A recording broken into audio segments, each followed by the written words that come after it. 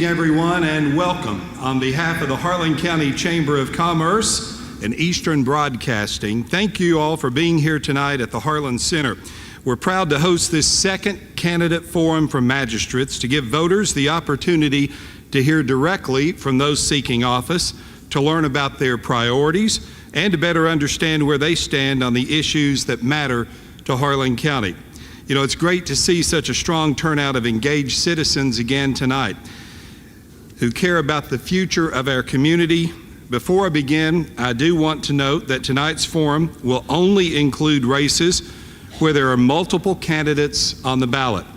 The candidate for Magistrate in District 4 is unopposed and is not participating in the onstage forum this evening.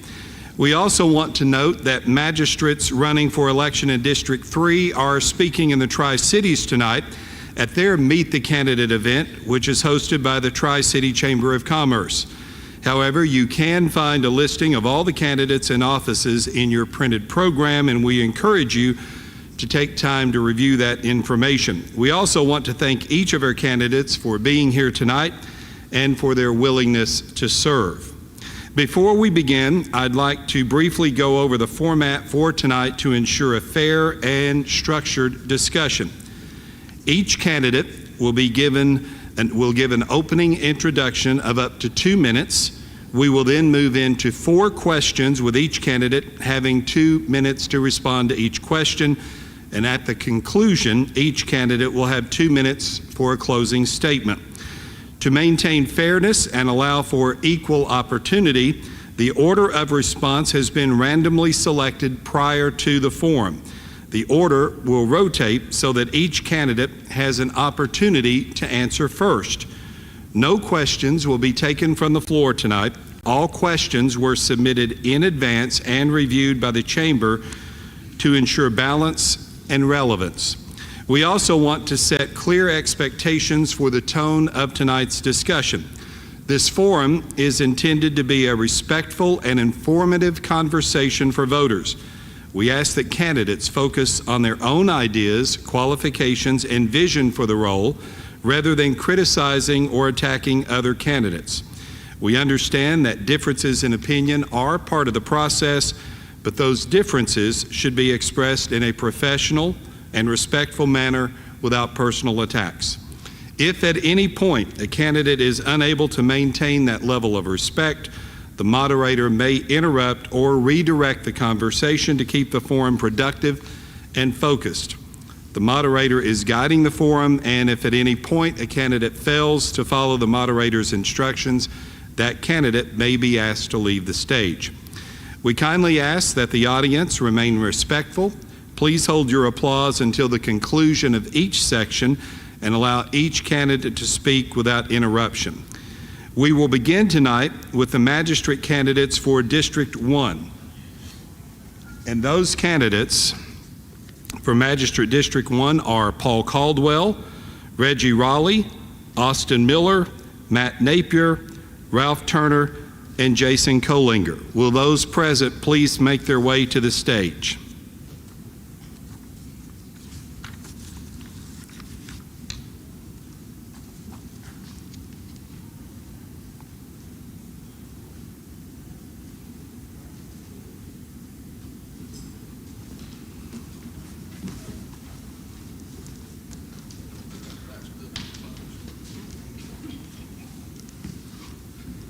Thank you, gentlemen.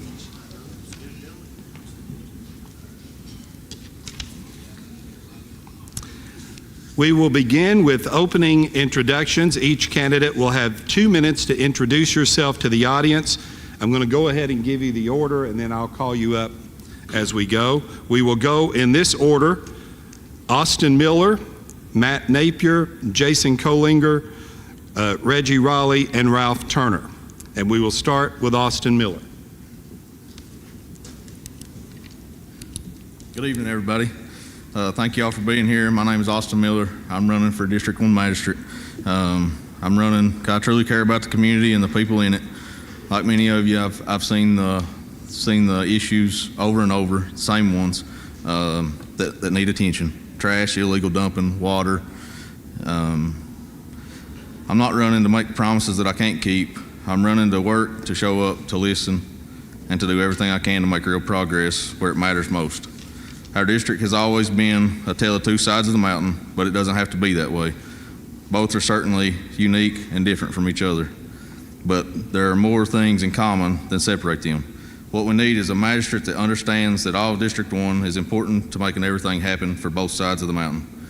I want to be someone you can count on, someone who is present, approachable, and willing to put in the work to get things done. If given the opportunity, I'll work hard every day to represent you the right way. I truly appreciate your support. Thank you.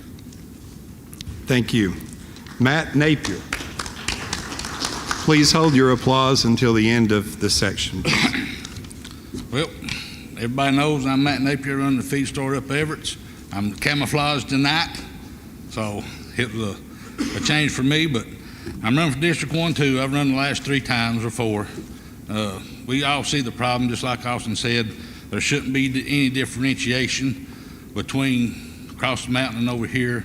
We all get that, but we're all going to have to work together with the fiscal court, with the people, take your ideas with our ideas and see if we can't come as a common goal to do everything in the best interest of Harlan, whether it be jobs, garbage, kids, children, jobs. We got it all. It's going to take all of us to make it happen. As you all know, I had a fire up there, and I'm not using that as an excuse, but I'm here tonight because I believe in resilience. I'm here. That little catastrophe I know is a catastrophe, but it ain't going to hold me back. I was guaranteed to be here. I told you I'd be here, and I am here. Thank you. Thank you.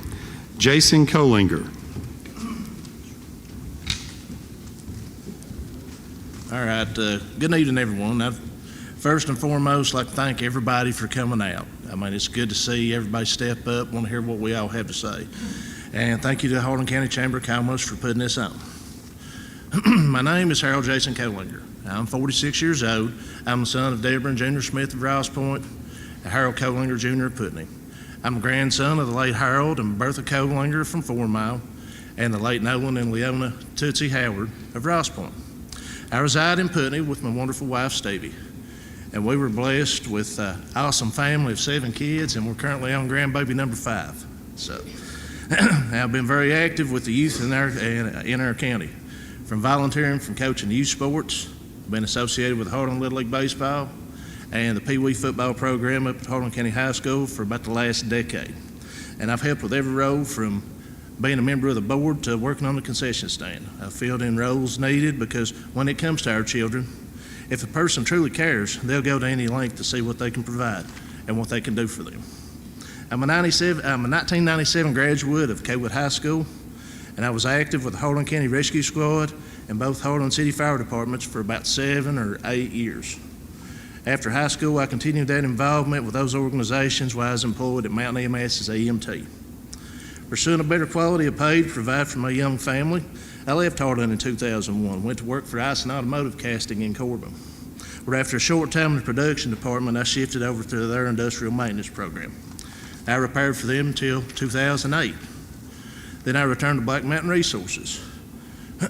I was glad to come home back to the mountains, be a coal miner just like my grandparents before me. During that time, it only took a short time, I was back in the maintenance field again. And that's what I've been doing ever since then. I fix things. We analyze problems, we figure out a solution, and we do it efficiently, and that's what this county needs. It needs somebody who's going to work to rebuild it. Thank you. Reggie Raleigh. Hello, everybody. Thank you all for coming. My name is Reggie Raleigh. I'm a God-fearing man who believes strongly in honesty, hard work, serving others. I was born and raised in Harlan County. For the past 20 years, I've proudly called Bledsoe, Kentucky my home. District 1 is not just where I live, it is where I raise my children. It is where many of my grandchildren will be raised.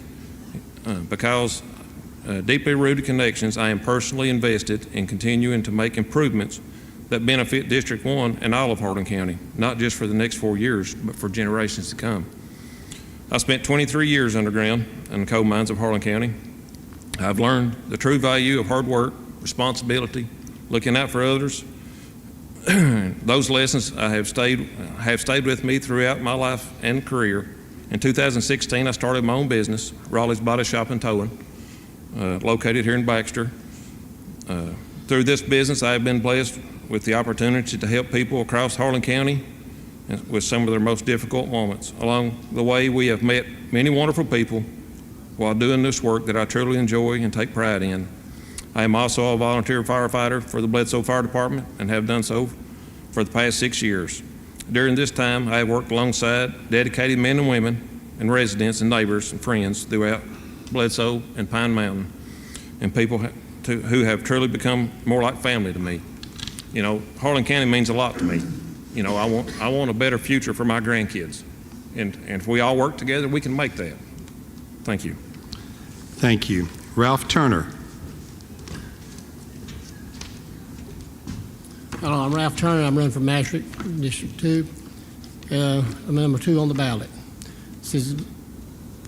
I'm running for the Magistrate for District 1 and number 2 on the ballot. I am married to Leanne Turner. Together we have 6 children and 5 grandchildren, with another grandson due in September. I am a Christian first and foremost. I'm not ashamed to say that I love the Lord. I am a retired miner with over 30 years of experience, and I have served on different boards of the county and have some knowledge of the processes. I am involved in our youth as a volunteer on 4-H for the past 15 years, attending a camp as a fishing instructor, and I coach basketball at Green Hill Elementary. And in my spare time, I enjoy spending time with my family and playing with my grandkids. Thank you. We will now move into the questions section, and this is the order we'll go, and I'll remind you along the way. We'll start with Matt Napier, Jason Kolinger, Reggie Raleigh, Ralph Turner, and Austin Miller. Matt Napier. Easy. What is the most pressing issue in your district right now, and how will you address it? Well, as an overall, there's nothing that you can center out in one aspect. Of course, everybody knows we've got hanging trees, we've got bad roads. The culverts need really updated. If you fix the culverts, you take the water off the roads. Therefore, that's one less problem that is created. I believe in pre-maintenance. Fix the problem before it becomes a problem. We got a lot of water drainage that I like to see fixed, whether it be state, county, individual, whatever. Every time it rains, we've got debris going across the roads that causes wrecks, that can cause deaths that we do not need. Just mainly water spillways, and of course always the garbage, but that boils down to us as people putting forth the effort to educate people, to not throw stuff out. Have pride in our county. Have pride in what we do. Everybody wants tourism. Well, who wants to come and look at a garbage on the side of the road? That is up to us to teach and preach, to clean up after yourself. That's my opinion. I hope it works all the way around. And it ain't just in our district, it's everywhere.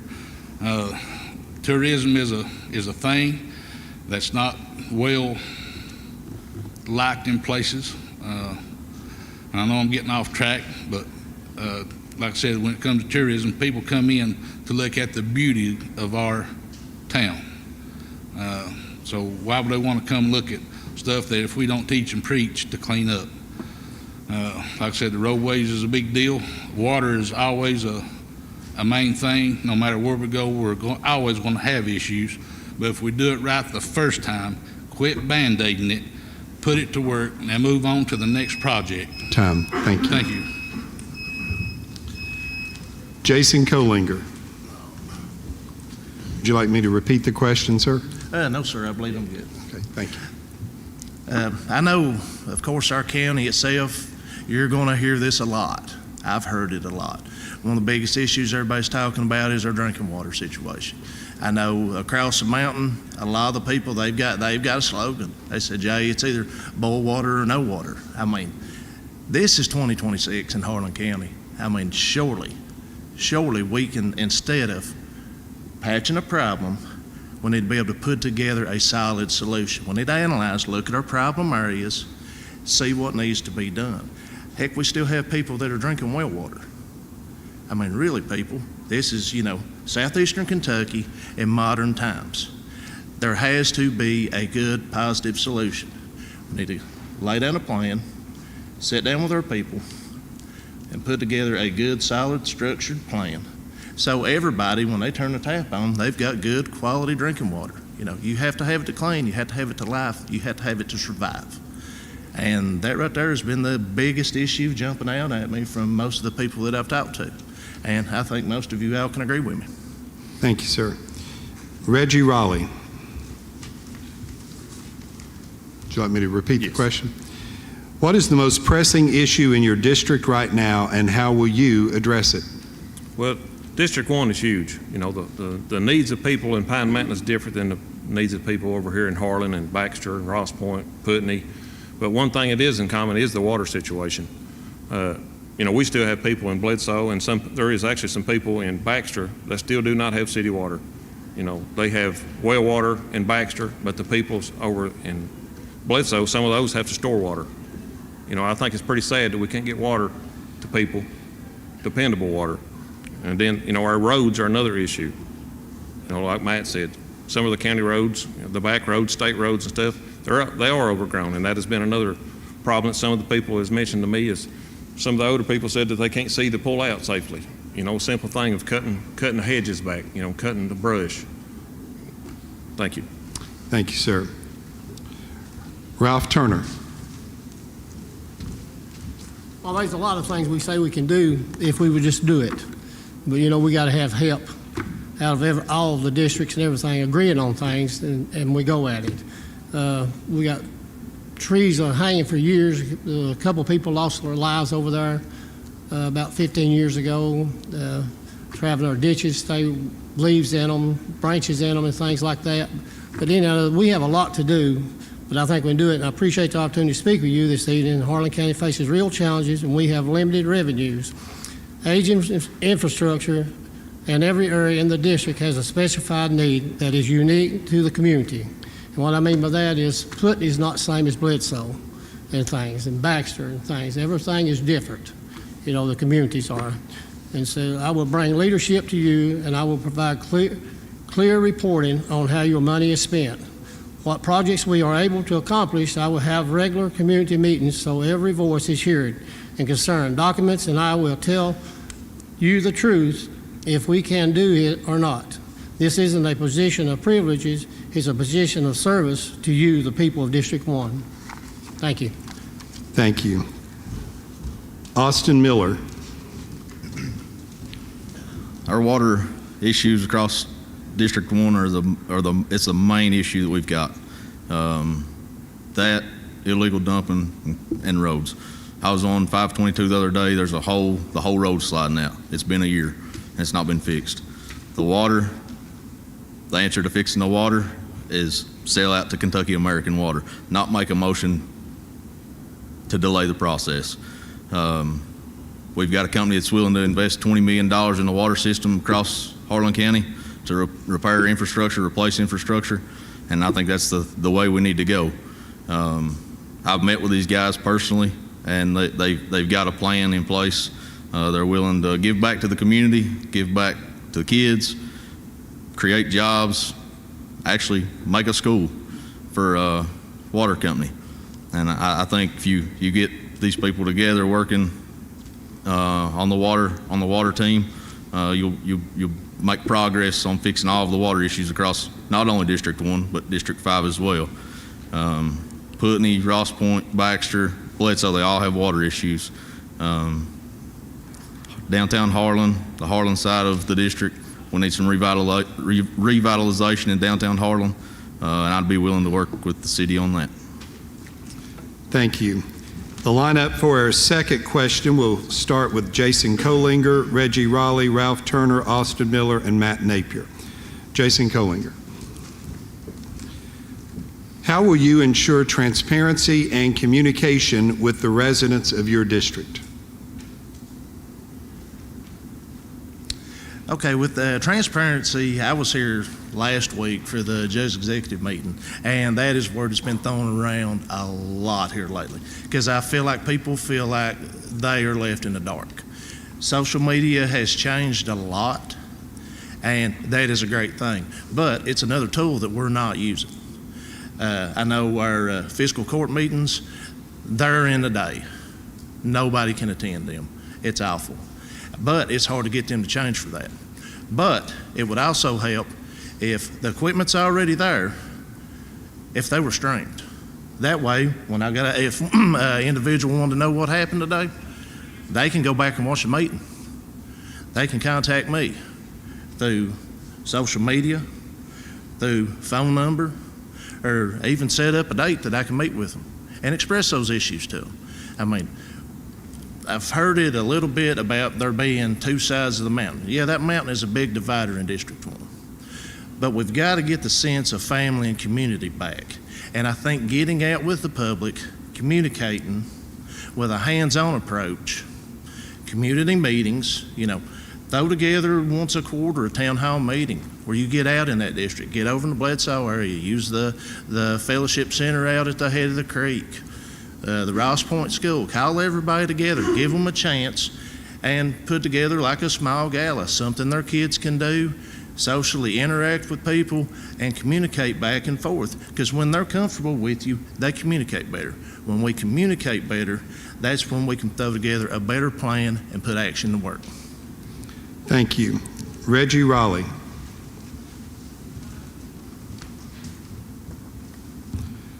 How will you ensure transparency and communication with the residents of your district? Well, for one thing, several people that I've talked to when I've been out and about, one thing always comes up is why are the meetings held in the mornings while people are at work? That's something we want to change and have the meetings in the evening times. Everybody deserves a chance to come and speak their opinion at these meetings. If you're having to work, you can't come. So we want to try to move this around so that the people that do want to come can participate. And every card that I give out to people has my numbers on. All people who have to do is call me. We'll meet. I'm glad to come out and talk to anybody. Thank you. Thank you. Ralph Turner.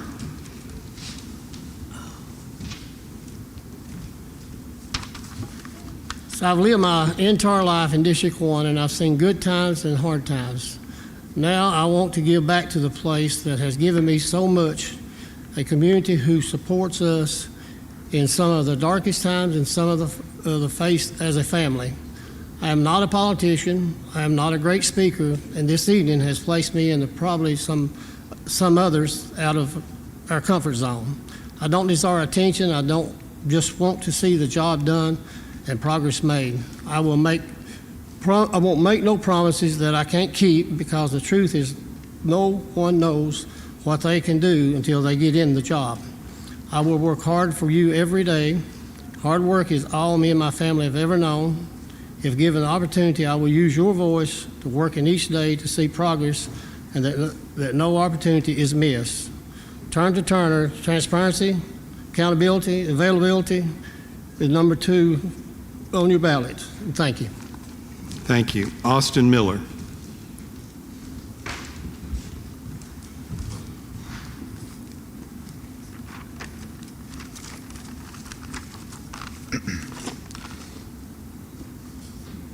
Can you repeat that one more time? Yeah. How will you ensure transparency and communication with the residents of your district? Transparency and communication start with being present, accessible and accountable every single day, not just during an election.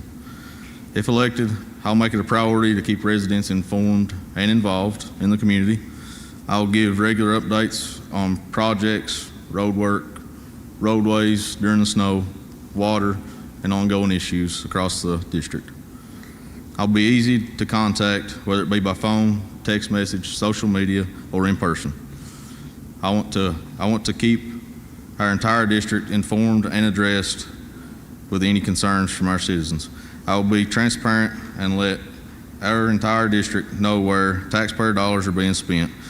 I'll be active in the community, checking on issues firsthand so that I can assure that these issues are dealt with properly. Thank you. Matt Napier.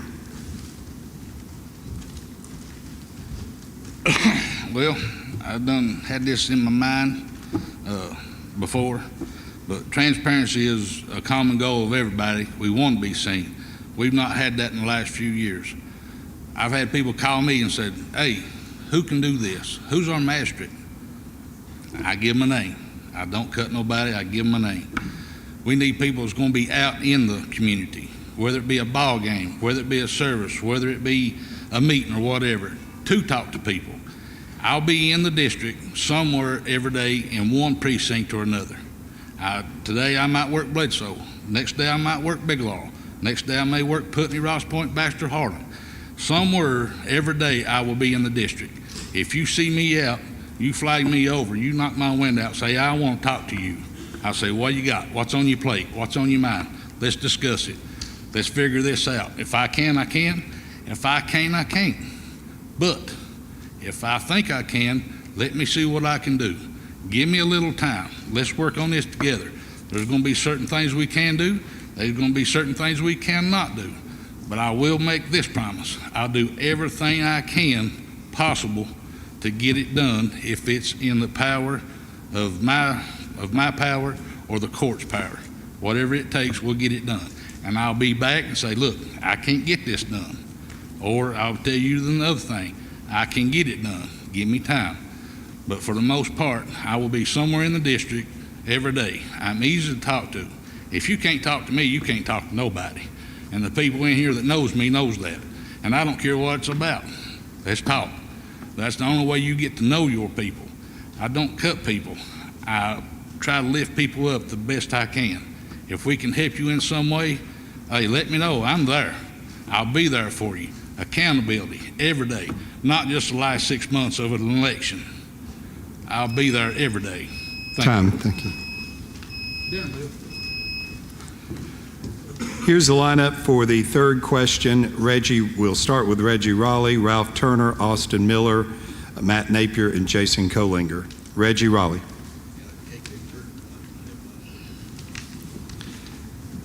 Magistrates wear many hats, from budgeting to disaster response. What experience do you have that qualifies you for this role? Well, in the mines, I wore many hats as well, from, doing the work to being over men, whatever. It's not a lot of difference. You just got to, act, whatever. If it's trees down, you got to go out, assess it. What you can help do. Call, Jimmy Brandon, that's a road foreman or whatever. You just have to know how to call your people, get people going to wherever you need to go and move on from there. Thank you. Thank you. Ralph Turner. Would you like me to repeat the question? Yes, please. Magistrates wear many hats, from budgeting to disaster response. What experience do you have that qualifies you for this role? Well, all the time I was in the coal mines, I was a supervisor for about 21 years. And had a large set of people who worked for us. In Alabama, we had like 100-some people. U.S. Steel had 1,200 people. And I've been a supervisor ever since I was 21 years old. And you catch on real easy to understand people's feelings, because they've got a lot of things bother them, but it don't bother us. So, you have to learn to do and help people as you go along. I mean, it's just that you can't let things go by and just rattle on. That's all. Thank you. Austin Miller. Would you like me to repeat the question? Please. Magistrates wear many hats, from budgeting to disaster response. What experience do you have that qualifies you for this role? I currently employ 12 employees. I oversee the budgets, oversee payroll, oversee all kinds of projects that we do across the county. Also, I've got a bachelor's degree from Eastern Kentucky University. Gives me insight on critical thinking. Then as far as experience, when Black Mountain Utility District had their water outages last year, the first of the year, I had my crew out day in, day out, working with them and my own equipment, so I know how to handle an outage like that. I also went to North Carolina with a crew during Hurricane Helene. and help several people there. So I'm willing to help any way that I can during the disaster. Thank you. Matt Napier.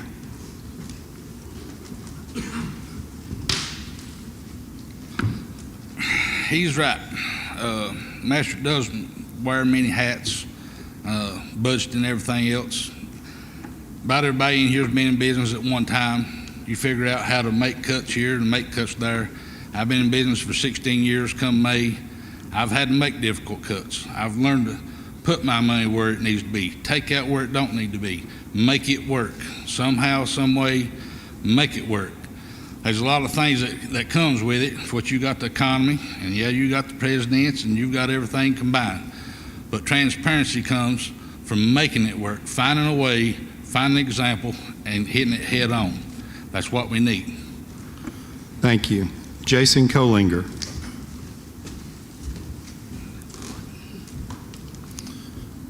Could I have that one more time? Yes, sir. Magistrates wear many hats from budgeting to disaster response. What experience do you have that qualifies you for this role? Okay, we'll start off with the disaster side of things. You know, straight out of high school, I had my EMTs, worked for Mountain EMS, Harlan City Fire Department, Harlan County Fire Department, Harlan County Rescue Squad. So I have been with many of our Harlan Countyans when they've been at their lowest low, when they've hit rock bottom, from house fires, car wrecks, people passing home. I learned at a young age how to be adaptable, how to be sensible, and how to be always empathetic with people. You know, when they express their feelings, when they're at their lowest, be a good listener, give the advice that I can give. From a budget standpoint, I work for a multi-million-dollar coal company. I'm in their rebuild shop. When they turn a piece of equipment over to us, a lot of times it's done, it's spent. Me and my teammate and the other guys that we work with, we analyze that piece of equipment, we set out a list of priorities. It might not be exactly what they want, but it's exactly what it needs for them to turn around and be profitable. Sometimes we have to make cuts and just provide what it needs, because you can't go throwing money up a hog's rump all the time. You have to, like I said, there's always what people want, but what exactly do they need? And we have to be able to fit those needs efficiently. Thank you. Here's a lineup for our final question. We'll start with Ralph Turner, Austin Miller, Matt Napier, Jason Kolinger, and Reggie Raleigh. Ralph Turner. Reliable services are critical to quality of life and growth in Harlan County. What do you see the role of a magistrate playing, identifying those needs and advocating for improvements in their district?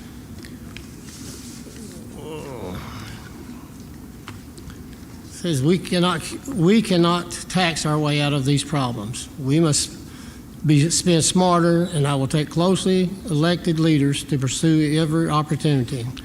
I will vote responsibly with our communities, his needs first, supporting better parks, roads, beneficial to our neighborhoods. I will ask questions so that you will be informed about spending the budgets and projects throughout monthly community meetings. Every voice will be heard. So since I'm not running for myself, I'm 69-year-old, blessed with a wonderful wife and grandchildren. When my wife asked, why do you want to run, I came and said, I live my entire life in District 1, and I've seen the good times and the hard times. Now I want to give back to the place that I give me so much, community who supported us in some of the darkest times and we faced as a family. So I'm not a politician, but I'm here to help and do everything I can do for Harlan County. I've lived here all my life for 69 years, and so thank you. Thank you. Austin Miller.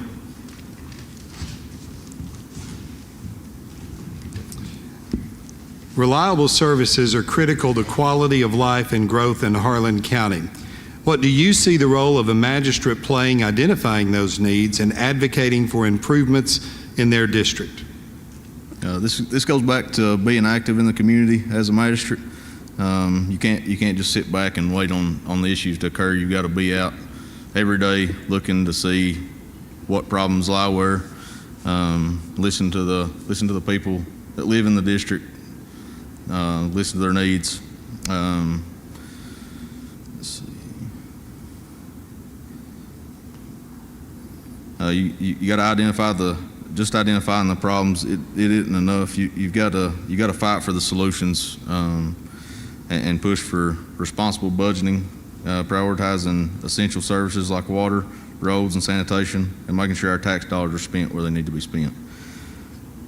Growth doesn't happen until the basic needs are handled, and I'll make sure that our district isn't ignored when it comes to getting those basics right.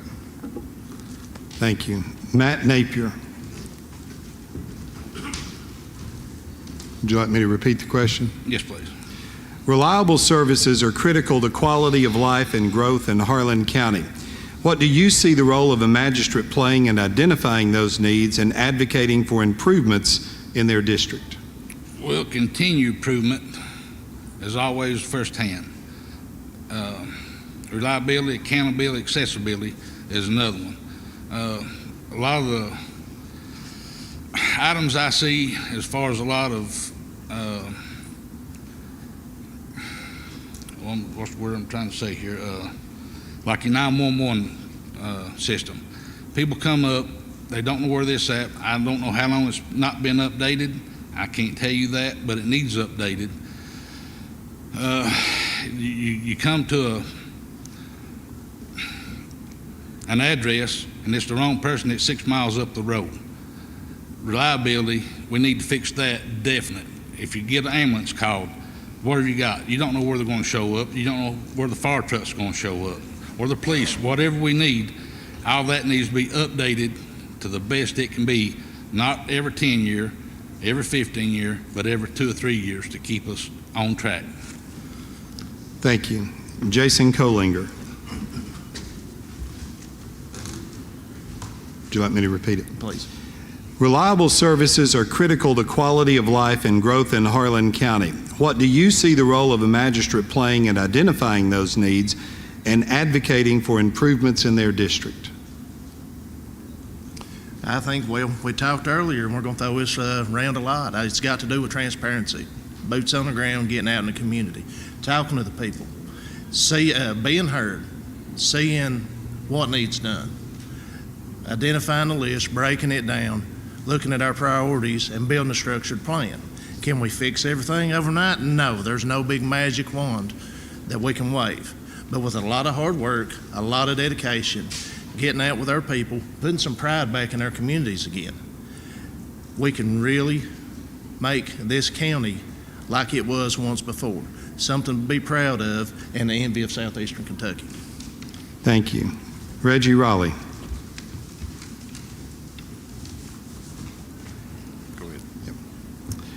Reliable services are critical to quality of life and growth in Harlan County. What do you see the role of a magistrate playing identifying those needs and advocating for improvements in their district? You know, being out in the community, talking to the people, seeing what everybody is needing, you know, taking that to the fiscal court, getting approval for what can be done to help people wherever they can. You know, just really getting out and being hands-on, helping people, and you'll find out everything that needs to be done. Thank you. Thank you. We will now move into closing statements for the magistrate candidates in District 1. Our candidates will have up to 2 minutes to make their closing remarks. We will go in this order: Austin Miller, Matt Napier, Jason Kolinger, Reggie Raleigh, and Ralph Turner. Austin Miller.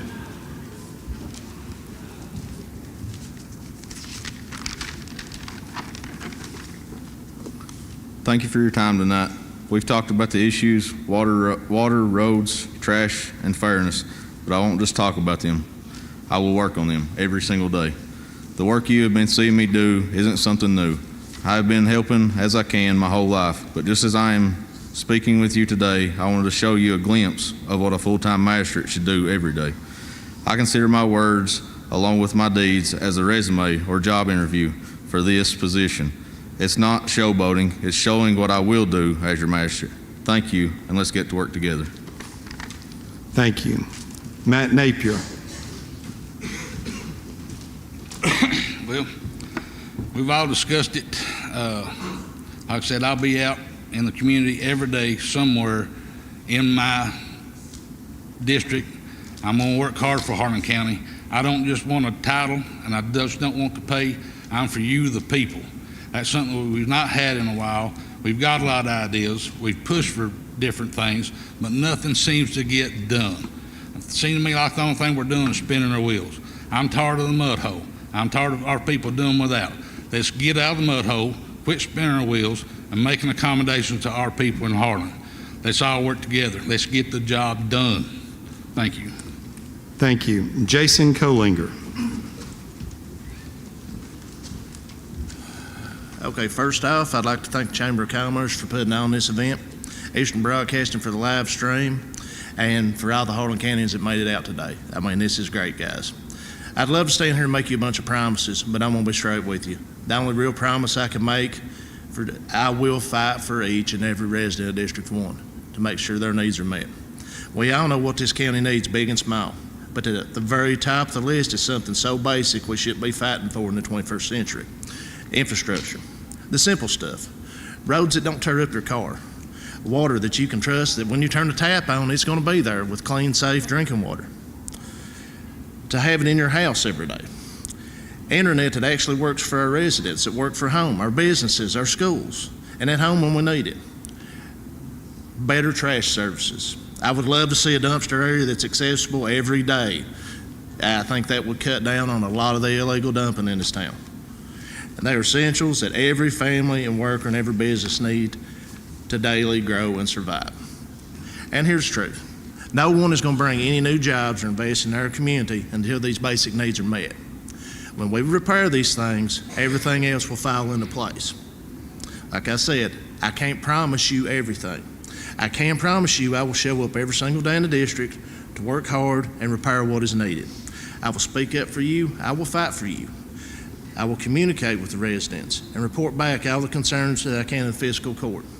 District 1 deserves a blunt man for the job. I am that blunt man. Let me go to work. Thank you. Reggie Raleigh.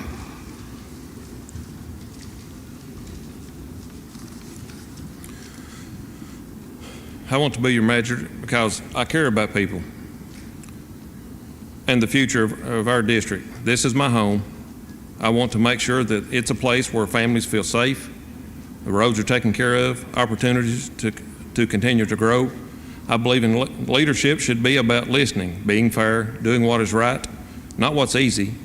But I want to see someone who shows up, works hard, and makes decisions truly benefit the people I serve. Most importantly, I want to give back to the community that has given so much to me. Serving as a magistrate isn't just a position, it's a responsibility, it's a job. You're not elected just to stay home and draw money. Get out and get hands-on in your community and do what needs to be done. Thank you all.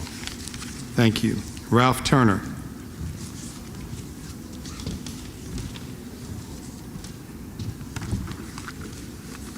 Well, as your magistrate, I will look in for funding to upgrade and expand our parks with safe playgrounds, walking, bike trails, and lighting for the existing park. My commitment is simple. Be proactive, develop partnership and good working relationship with the local government officials. Check on grants that could be obtained. Vote responsible on policies to make sure District 1 gets its fair share.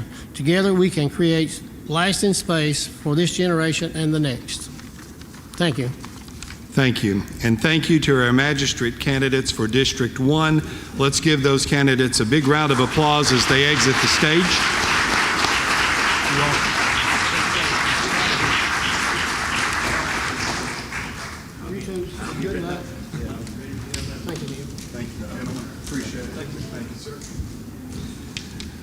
We will now move into the Magistrate District 2 candidate forum. The candidates for Magistrate District 2 are John Buell, Melton Middleton, Burl Fee Jr., Carl Canterbury, Derek Sage, Willard Wilkinson, Mark Stewart, and Milt Saylor. Will those candidates who are here please make your way to the stage and join me?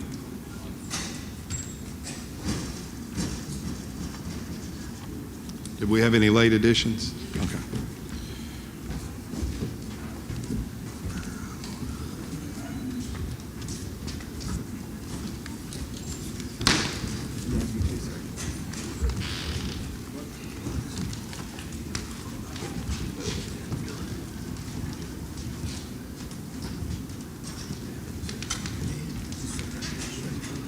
Okay, we will begin with opening introductions. Again, each candidate will have up to 2 minutes to introduce yourself to the audience, and we will go in this order, starting with Willard Wilkinson, Carl Canterbury, Mark Stewart, Melton Middleton, Burl Fee, and Derek Sage. And we will start with Willard Wilkinson. First of all, I'd like to thank everyone for being here for this. This is a very important debate, people. And we need someone that's going to serve our district and really serve it, not just be a nameplate. And I hope that I am that nameplate. But anyway, getting back to the basics. I worked on the railroad all my life. I started when I was 18-year-old, and I retired from the railroad. For those that didn't know that I worked on the railroad, I want to make it perfectly clear that I did work, and I retired there. But also, I want to make it perfectly clear that I was on the city council 10 or 12 years there. We went through a lot of stuff, just like a magistrate does with the judge executive. Also, too, you have hard times, disagreements on there, just like we'll have in judge executive meetings, whatever. But also, we need to get our area up our way took care of. It is in bad, bad shape. But I also want to tell people, if I'm elected, I will try my best. And people know me.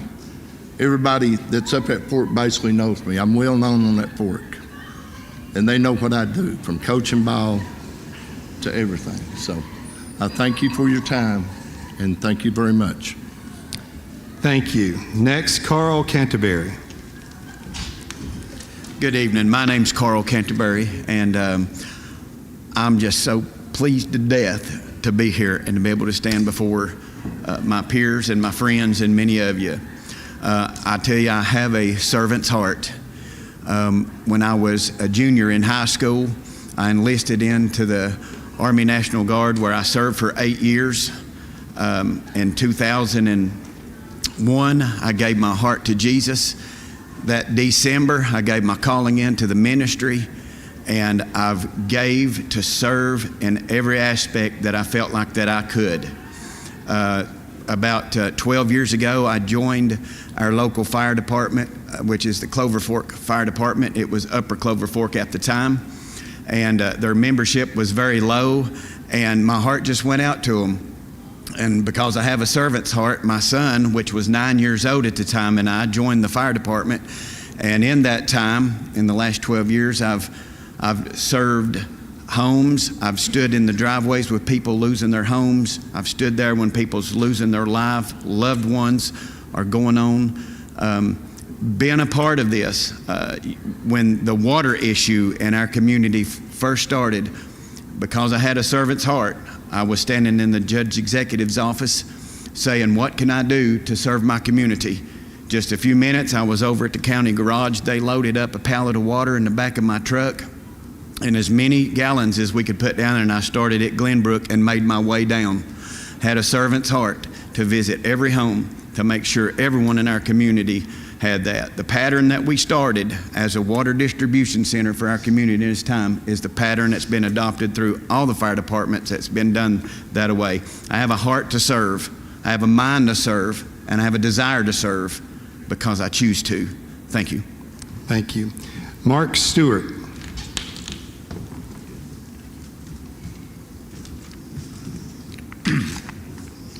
Hello, everyone. I have lived in beautiful Harlan County all of my life. My wife is Gloria Stewart. We have been together for over 25 years now. We have raised 8 kids. When I started my YouTube channel 4 years ago when Clover Fork went through its water crisis, I wanted to create more transparency, something I always believed this county lacked, along with accountability. I started attending the Everett City Council meetings to keep up with our water crisis when Clover Fork went 14 days without water. I haven't missed one meeting since, unless that meeting was canceled. I've advocated to move the meeting out of the small space they was in to a bigger space It got moved to the public library so the public would feel more welcome. I noticed that the American flag on the water tank looked dirty and grimy. West Clover Fork Fire Department, if I remember correctly, cleaned all that. I asked about the inside of the water tanks. They're scheduled to be cleaned inside with a scuba diver and cleaned outside. When the mayor asked for the public to contact representatives, I published the contact information of these representatives and asked the public bring attention to the water issue. Thanks to everyone working together, citizens and local government, Everett is getting a second water tank built by Save-A-Lot next to the existing one and a new water plant that is scheduled to be built. As magistrate, I will keep advocating for a better future for our district. I'm not going to do the minimum requirements for this position. I'm going to be a people's magistrate. I want to thank everyone for coming out, all the broadcasting stations for doing this, and our local YouTubers. Thank you. Thank you. Milton Middleton.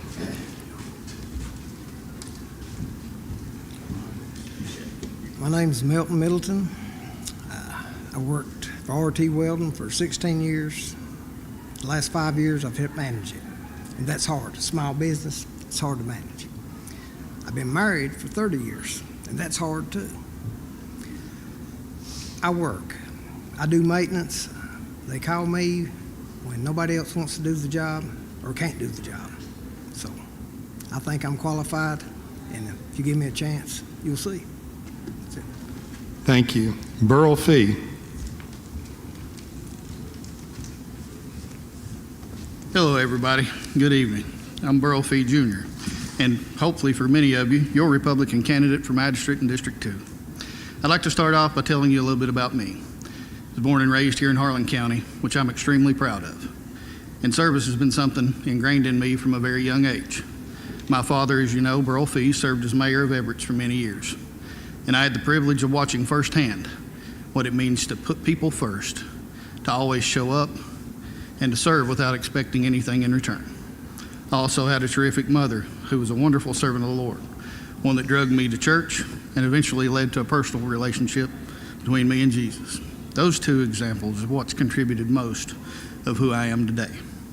Over the past 20-some years, I've worked to carry those same morals and principles into everything that I've done, from city council to county tourism, and currently as Everett's tourism director, chairman of the Black Mountain Off-Road Recreational Area, and president of Harlan Little League. In each of those roles, the focus has been the same: to strengthen our community, to establish good connections to benefit our county, to support local growth, and create opportunities for our people and our youth.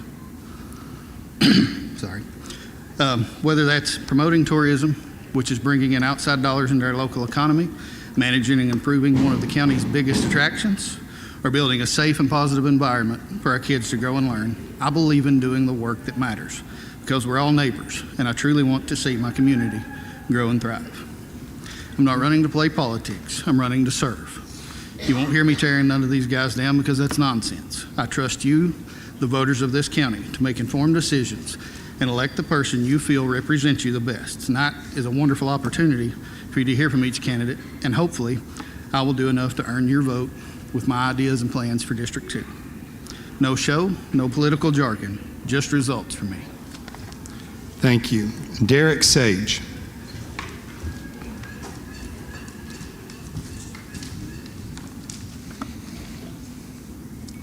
Good evening, everyone. Thank you for the Chamber of Commerce for hosting tonight.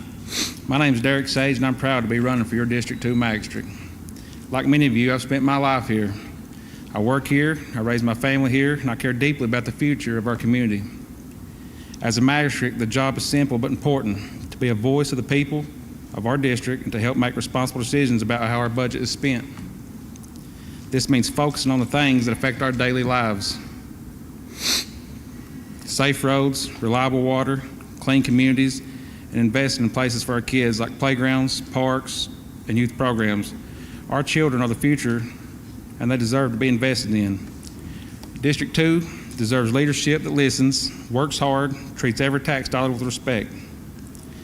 When I'm elected, my promise is simple: I'll work hard for you, I'll always be reachable, I'll always put my people of District 2 first. Thank you for being here tonight, and I appreciate your support and vote May 19th. Thank you. We will now move into the question portion of this forum. We're going to start with the first question, and this will be the order. Carl Canterbury, Mark Stewart, Melton Middleton, Burl Fee, Derek Sage, and Willard Wilkinson. Carl Canterbury. Serving as a magistrate involves a wide range of duties. What skills or experiences do you bring that make you ready to serve effectively? That's a very good question. I feel like I've been training for this position my whole life.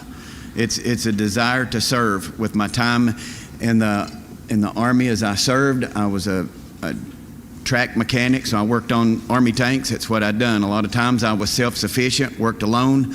The jobs needed to get done, I got them done. As being a business owner, I own a business here in Harlan, have for the last 16 years, to finance, manage, get out and get dirty if I have to, and usually I have to. I've got a desire to work and labor. I feel like if I'm not the dirtiest person at the end of the day, then I've not done my job. Have a desire to work and labor. I feel like being a part of the fire department throughout my county and doing that, dealing with people, dealing with tragedy, dealing with events. All these things mold and create us into who that we are and lead us into the person that we can become. And like I said as I started, I believe that I've been training for this my whole life. No one could fully understand what the work of the magistrate is except for an incumbent or someone that has filled that position. I don't know what it all entails or what it all engrosses, but I'm hungry to find out. I feel like I have the skills. I feel like I've had the training. I have the desire and the want to. And so I think I'm highly qualified. Thank you. Thank you. Mark Stewart. Would you like me to repeat the question, sir? Yeah, go ahead, sir. Serving as a magistrate involves a wide range of duties. What skills or experiences do you bring that make you ready to serve effectively? Well, I'm not a politician, so you're not going to get political answers from me. I really don't consider magistrates leaders, as I've seen a lot of people post. I consider them a voice, an advocate for the district that they represent. I've been a watchdog over that district in the city of Everett for the past 4 years. It's the biggest city in that district, so its growth is important to me. I have a strong work ethic. I will be out working with the people, for the people in the community. I don't care to open up a can of elbow grease and get my hands dirty. I have the passion and the drive to make people's lives better on Clover Fork. I have the experience working with tight budgets. I have experience in being able to spot wasteful spending. I have experience in bringing transparency to the public. I want to look at what our neighboring counties did, such as Bell County, Leslie County, what they did to lower their property taxes. I have heard that we can't do anything, but obviously we can do something since our neighbors pay way less, around half of what we do. That would put money back into the pockets of the citizens. I believe the young voters should have a strong voice, be more involved. These young voters will someday be our future elected officials. Thank you. Thank you. Melton Middleton. Would you like me to repeat the question? Serving as magistrate involves a wide range of duties. What skills or experiences do you bring that make you ready to serve effectively?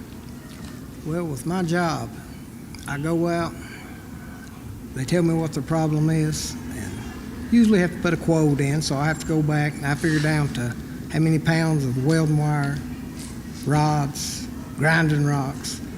I mean, you about have to split hairs because I work for a small company and I got to save them every dime I can. But not only can I do that, and I'll take the quote back and present it to many of the coal mines and maybe Walmart, Tractor Supplies, according to who it is. But I know how to do the job. I just don't push paper. I'm not computer guru, but what I do, I know how to fix things. And District 2 needs fixed. Simple as that. Thank you. Burl Fee. You repeat the question. Yes. Serving as a magistrate involves a wide range of duties. What skills or experiences do you bring that make you ready to serve effectively? Thank you for the question, sir. What I feel sets me apart and qualifies me is that I'm not just talking about serving the community. I'm already doing it. Through my work over the past 20-some years in various leadership roles across the community, I've been responsible for solving real problems, managing real resources, and delivering real results. I bring a combination of hands-on experience, proven leadership, and a track record of getting things done. I understand the challenges that our county faced because I've worked in them and have not just spoke about them. This is not about running for a title for me. I'm running to continue the work that I've already been doing and move Harlan County forward. Throughout my career, other than political positions and serving in the community, I've also worked for myself and my father. We had a mine supply business for 16 years, B&D Mine Supply. And as Matt alluded to earlier, and some of our guys up here, when you work for yourself, real-time decisions matter. And it forces you to become a person that can handle things as they come at you quickly.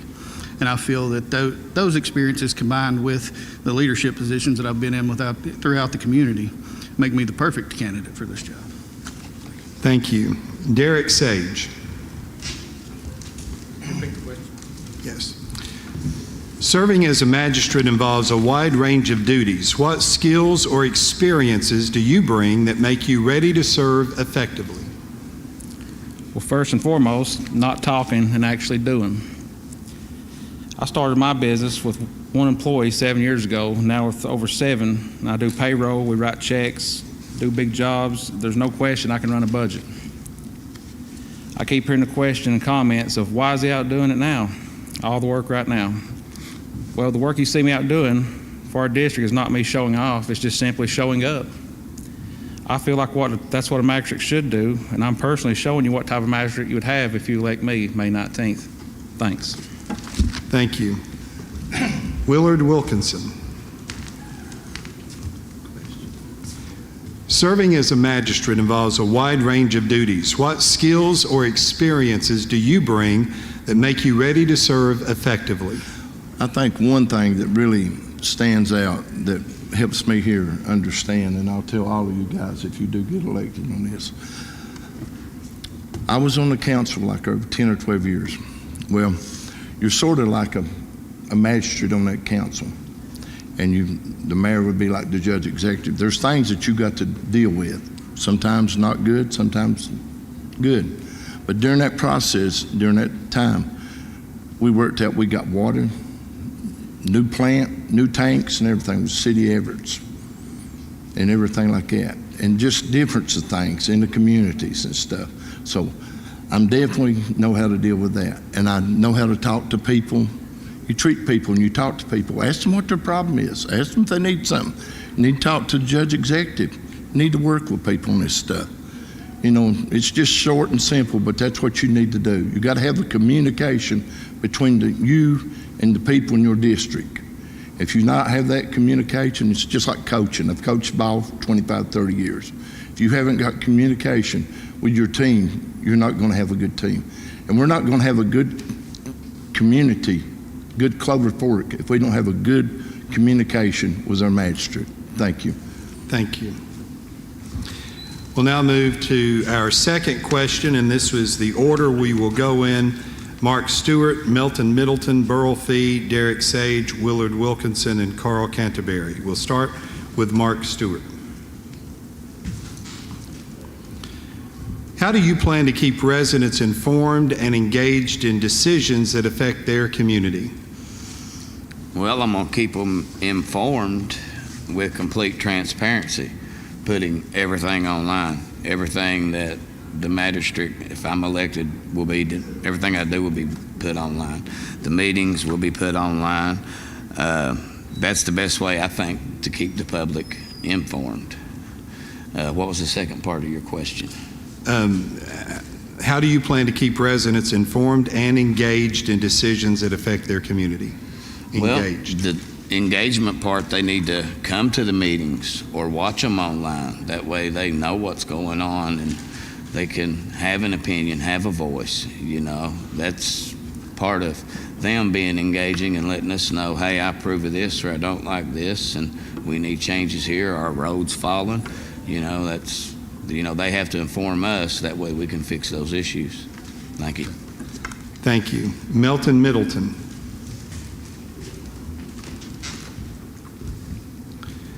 How do you plan to keep residents informed and engaged in decisions that affect their community? Well, like I said, I'm not big on the internet. My wife and my son and my family is, but I plan on getting out and talking. I believe there's 7 precincts in District 2. I'll be at one of them every single day, and you'll see me probably twice on Saturday. I believe in working, and the best way for me to get something across is if you got a ditch that's stopped up, tell me about it.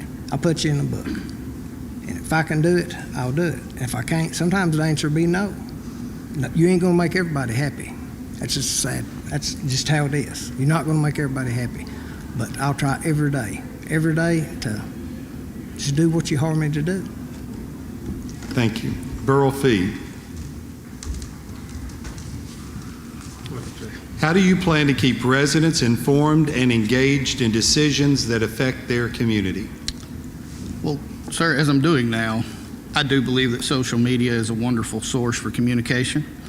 I would like to continue to utilize the social media and post when things come up. But as I've also stated at the beginning of my candidacy for this position, that I believe being present matters most of all. I would love to set up an office within our district to where people can come daily or whenever they have the opportunity to come through town to stop by and interface directly with those folks in an environment where they feel like they're welcome to share their ideas and their frustrations. Would love to be able to move some of our meetings to where some of the public can come to them later in the afternoons. And like I'd also alluded to earlier in my campaign, I would love to set up meet and greets in each community routinely. Because we've all talked about, showing up and being on point is the main thing for our residents. People want someone that they can communicate with, someone that knows what's going on in each area. And the only way to do that is to be present. Like I said, social media is a wonderful avenue of mass communicating, but there's nothing that will replace being present and showing up when you're needed. Thank you. Derek Sage. Can you repeat the question, please? Yes, sir. How do you plan to keep residents informed and engaged in decisions that affect their community? Well, I think that we should move the physical court meetings if that's something that can be done. I think streaming will be great, as some of them's already said. But everybody in this district's already had my personal cell phone number. I've always been available to reach, but I believe in being engaged and present daily. There's not one precinct that I've not worked in currently to do a pretty good sized job to show people what a District 2 magistrate I could be.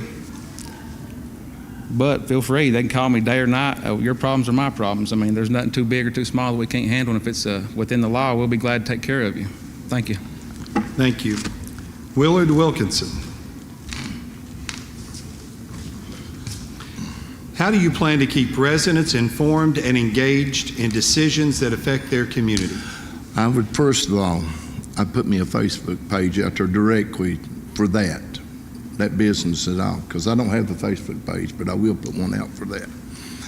And I want to community, Clover Fork from Goose Bottom to Coxton, I want to know what their input would be on this. And I will go out and talk to people directly.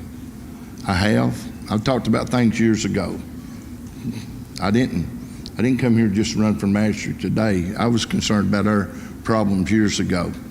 All this trash, it's bad water and everything. But what I'm getting at, I will make sure I will have communications with our judge executive, will know what our people at Clover Fork would think and what they want done. And if we can get help with it, we want to do it.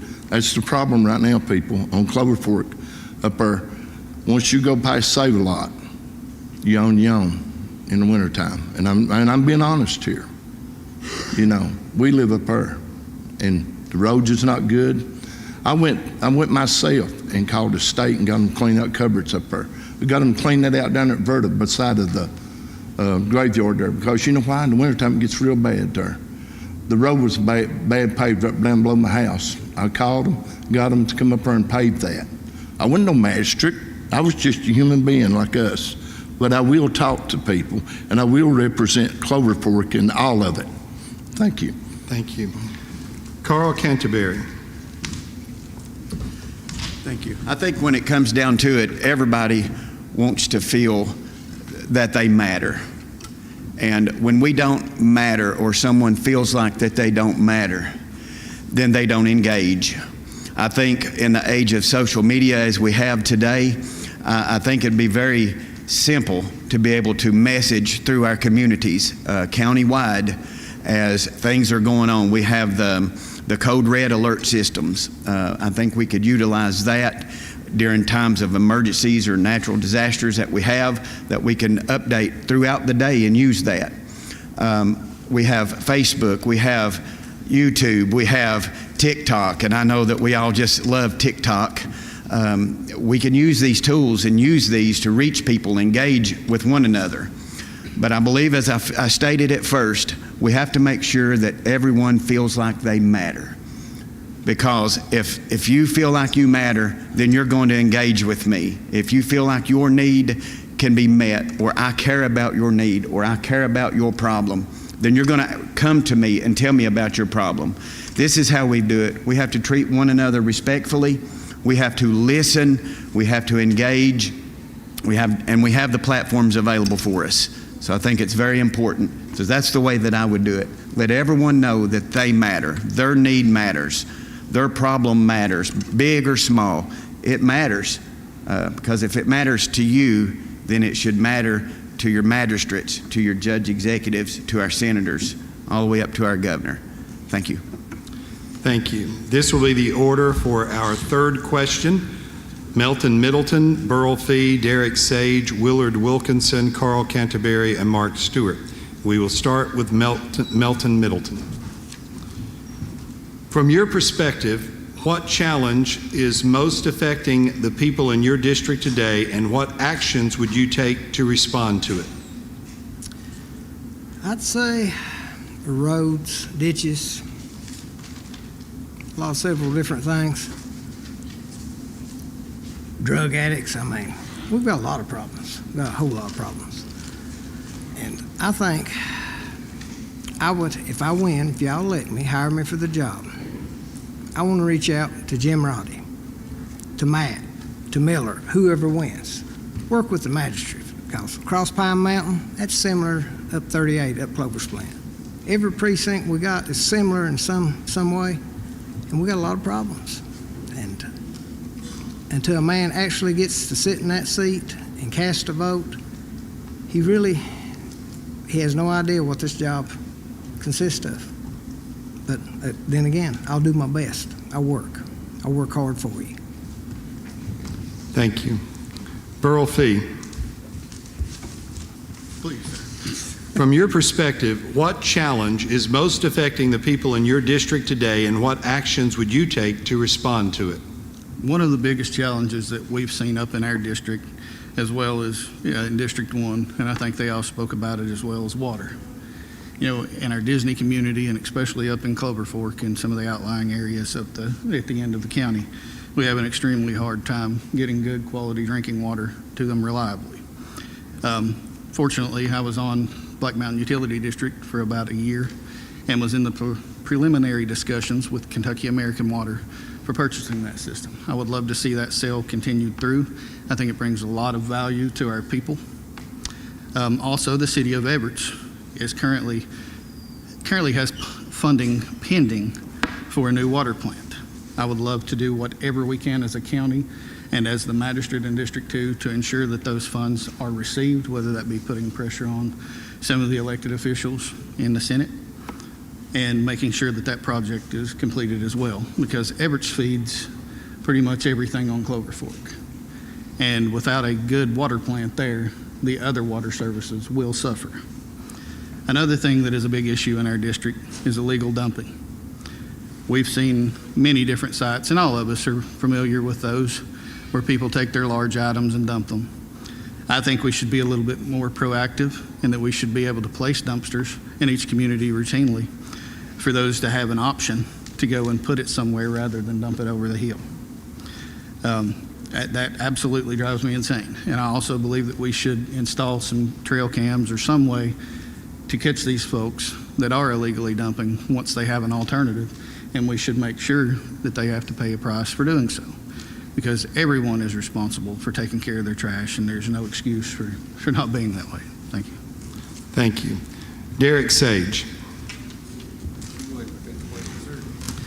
From your perspective, what challenge is most affecting the people in your district today, and what actions would you take to respond to it? No questions asked, it'd be water. I think everyone in this room can agree with that in my district. Our communities have went 16 days without water. That's unacceptable. No, it's 2026 and you must strive to do better. Absolutely not acceptable. No worker should never have to come home from work dirty and not have no water to be able to take a bath or drink, cook, wash clothes, or anything of that nature. No kid should wake up with dirty clothes or worrying about taking a shower before he goes to school the next day.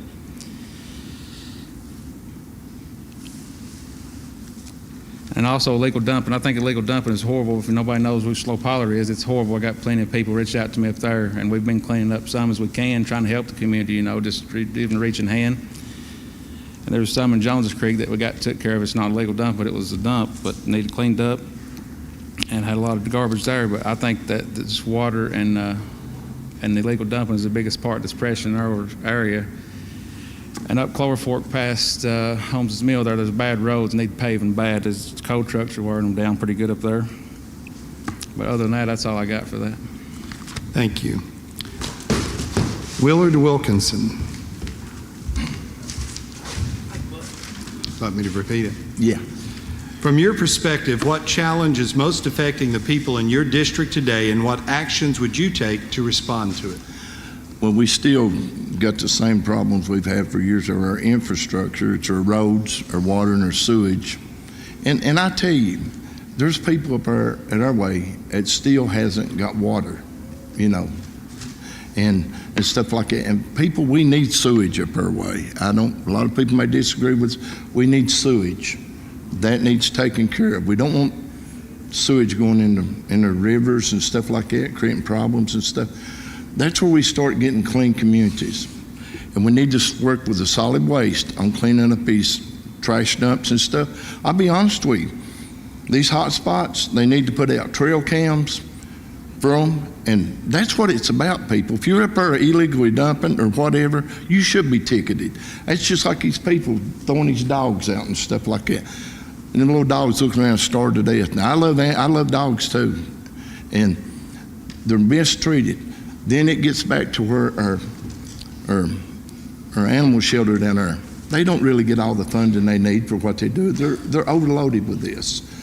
That needs to be helped. And it gets back, like I say, with our water, our sewage, our roads and stuff, which today I seen them paving some roads, and thank God they were paving them, because I appreciate that. I don't live on some of them roads, but I appreciate it. But we got to work together, and we got to address this when we get in there and quit ignoring it for 4 years and hope next 4 years you get elected again. So that's my thought on that. Thank you. Thank you. Carl Canterbury. Thank you. To say what I feel is the most challenging, or one thing challenging to me would be superficial to someone else, or what they think is super challenging may be superficial to me. But we have many challenges throughout our communities. Our roadways, Kentucky 38 is one of the roughest, horriblest roads that we have in the state. And I know that's not a county problem, but I would make it my problem if I had to call the state road department every single day until they blocked my number to get this road taken care of. These railroad tracks that we have all throughout, not only Clover Fork, but throughout our county are terrible, causing undue wear upon all of our vehicles. They're expensive. It's expensive to replace your front end, your tie rods once a year, ball joints, because of our road conditions. Our water situation. It's been an ongoing problem up in our community for 15 years that I can think of. It's been a problem. Hopefully they're making strides to get this taken care of. Many things that's challenging. Communication, it frustrates me not to be able to make a cell phone call when I'm driving down the road. We all do it. We all text and drive. We all do it. But when I need to make a phone call, I need to make a phone call. So I have to wait till I get to Everett's, and then I have 3 minutes of drive time and I lose. We can do better. We can do better. We've got some of the highest mountains in the state right around here that we can put extra cell towers on to bring communication down to where we can use it so we don't have such dry spots. Many challenges. We have a drug problem. We've got young people that's been addicted to drugs every single day. I've talked to our sheriff's department. It's a challenge, and it's growing exponentially throughout our county. We have a lot of things to work on. Someone mentioned from District 1 that we can't fix it all in one day, but we can start, and we have to start. Thank you. Mark Stewart. Want me to repeat the question? Yes, sir. Repeat the question. From your perspective, what challenge is most affecting the people in your district today, and what actions would you take to respond to it? Well, of course, our water, like everybody has mentioned, so I definitely keep advocating for that.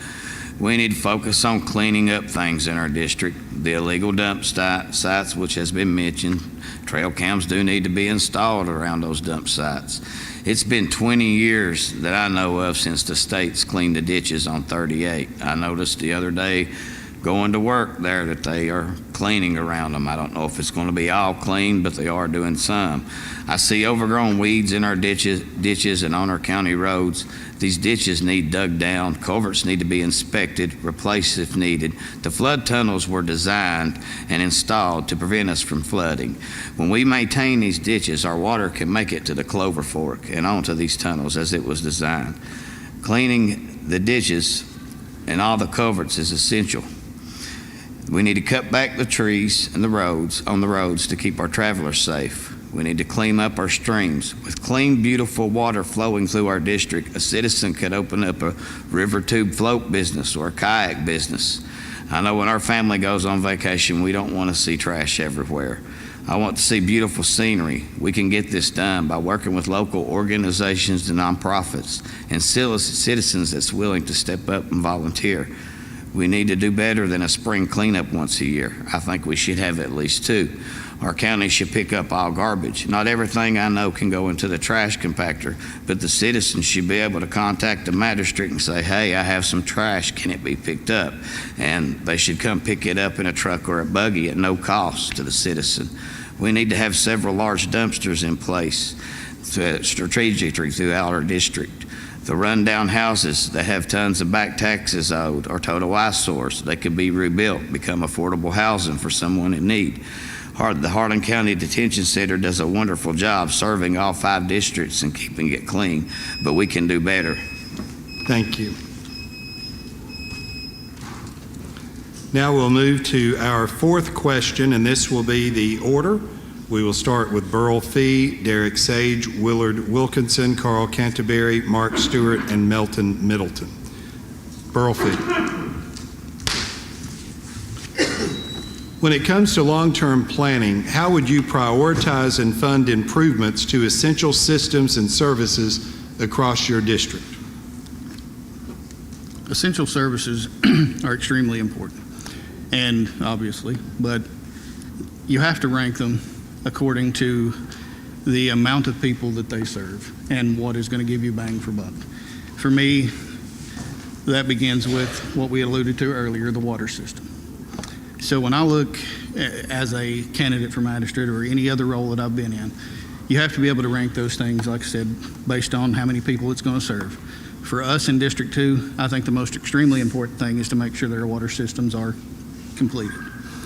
I also think that, our garbage situation, our youth, getting them, involved in some of this stuff is extremely important.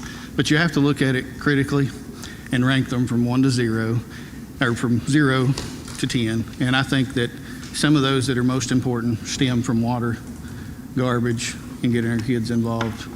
And that's it. Thank you. Derek Sage. When it comes to long-term planning, how would you prioritize and fund improvements to essential systems and services across your district?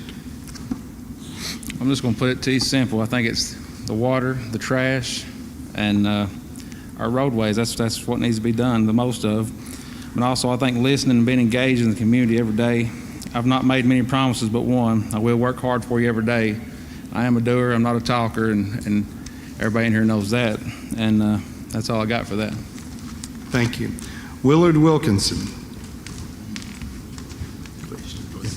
When it comes to long-term planning, how would you prioritize and fund improvements to essential systems and services across your district?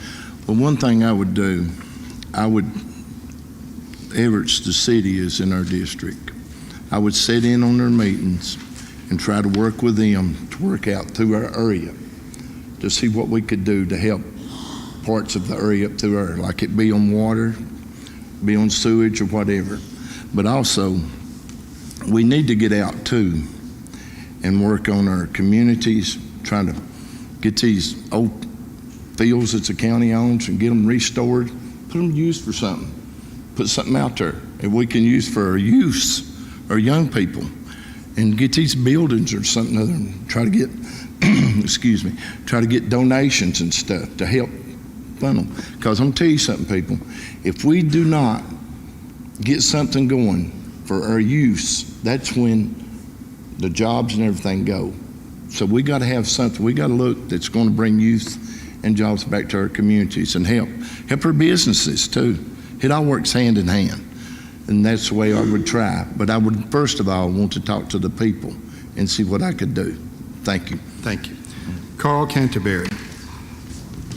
Thank you. I think the number one responsibility of a judge executive starts with public safety, and the work of the magistrates are an extension to that.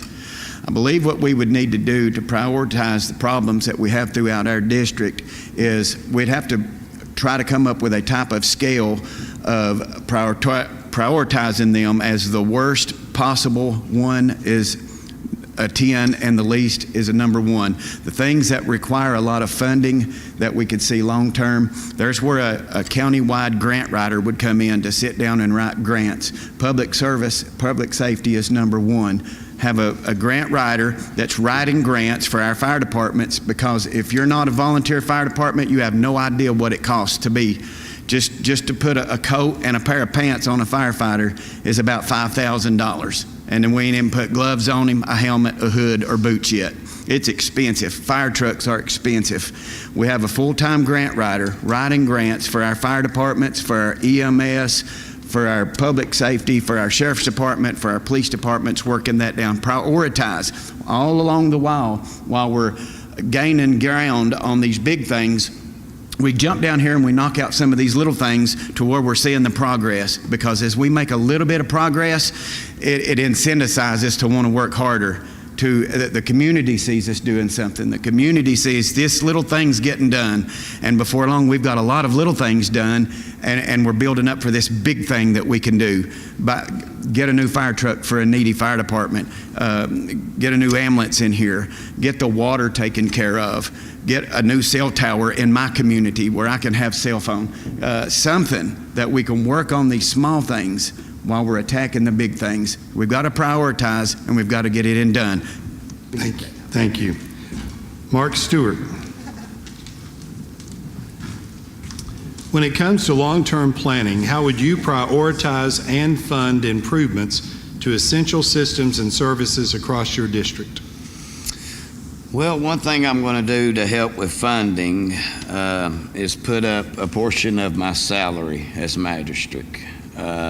Me and my wife, we live on, minimum wage, stuff like that. We're comfortable with what we make. Another thing I think we should look at is cut some spending, wasteful spending. See if there's any wasteful spending going on inside Harlan anywhere in the physical court. Maybe implement a Doge program, something like what happened in D.C., but here in Harlan, and look for any kind of ways to save money and cut expenses. That's about what I got on funding. Thank you. Thank you. Milton Middleton.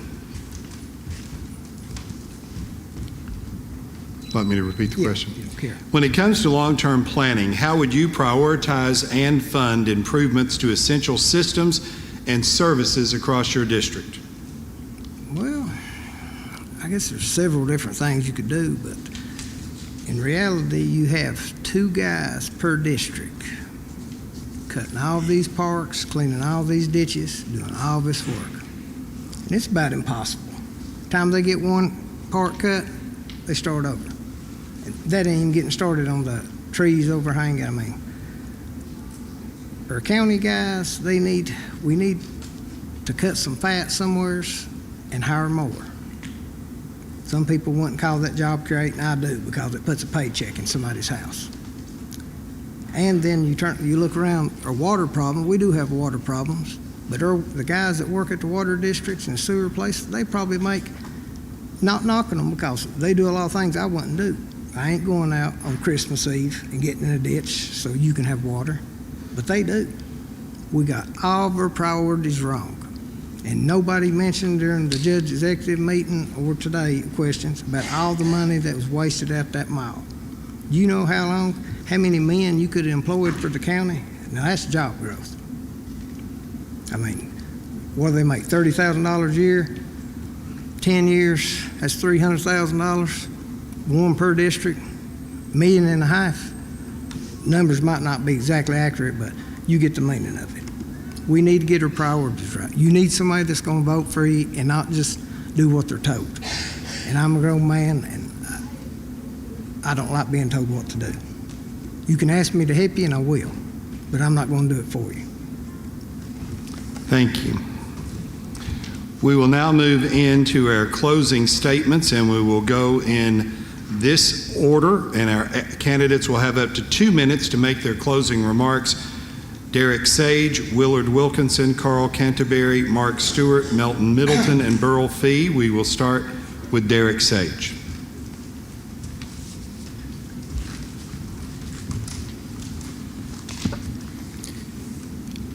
I just want to thank everyone that come out tonight. And at the end of the race, this is not about titles or politics. It's about you, the people. It's about the roads we drive every day, the water we rely on, and the kind of community we're building for our kids and our grandkids. I'm not here to make any big promises. I'm here to do the job the right way.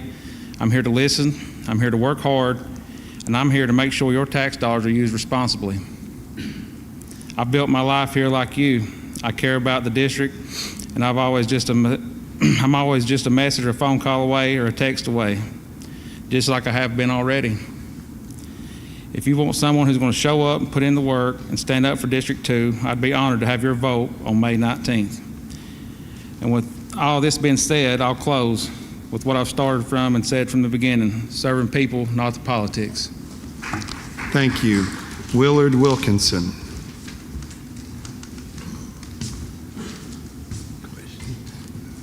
This is your closing statement. Right. Reason I'm here, I was asked to run for magistrate, to be honest with you, by several different people, which we got some good candidates. I'm sure they'll do good. But the reason I'm running, like I say, I was asked to run. There's nobody putting no money behind me. No, zero money. Because you know why? When I'm asked to do something for the people on Clover Fork, I can go do it. And I'm going to go do it. I will serve Clover Fork. I've lived there all my life. Hey, I've coached ball up there. I was on the council for, like I say, 10 or 12 years. We got water, not only from Everett, we got water to Berta, to White Mountain, to Llewellyn, all the way up. But you know what? We tried. We tried to get it. We didn't have no naysayers. We worked together. And I will work together with people on Clover Fork to make it a better place to live. I've lived there. I know. You go up and down there and I said, we deserve better than this. And that's one reason I've had people that say, Willard, you will talk to people and you stand firm on what you say. I'm not being smart. I just honestly believe that's the way you need to deal with people in politics. I'm not a politician. I'm just me. But I will let you know what I stand for. And I thank God for being here, and I thank him so much. But I want to thank everyone here also. And on May the 19th, I will ask you to vote for me. I'm number 8 on the ballot, the last one down. But also, I will be number one when it's done, because I will serve the people. Thank you. Thank you. Carl Canterbury.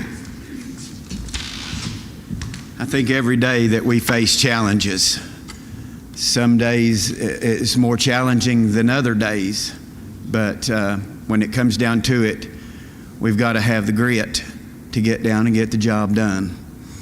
As I mentioned at the very first, that I feel like I've been training for this my whole entire life, and I'm ready to serve. I've got the grit to get done. I don't know is not a very good answer. It's not clear. It's not understandable. So to say I don't know, I don't want to say I don't know. If I don't know how to do something, let me find somebody smarter than myself. I understand that I'm not the very smartest. I'm not the very intelligent, but I'm also not afraid to say I need help. I'm not afraid to pick up the phone and call somebody and say, this is what I've got going on. I would like to build upon the foundations that have been laid down before us by the magistrates that came before us, but I also like to let you know that I've got the bravery to dig new ditches and lay new foundations to see our county grow together, to grow up together. I believe in a community first. I believe we live in the best county in the state. I've been everywhere. I've done many things. I've had great experiences. And when I got done, I came home to Harlan County. These eastern coal fields is the best place on earth. And I desire to serve as magistrate of District 2. It's a heart's desire. It'd be an honor and a privilege. But I appreciate this opportunity to be here today.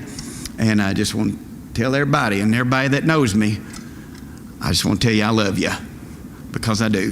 Thank you. Thank you. Mark Stewart.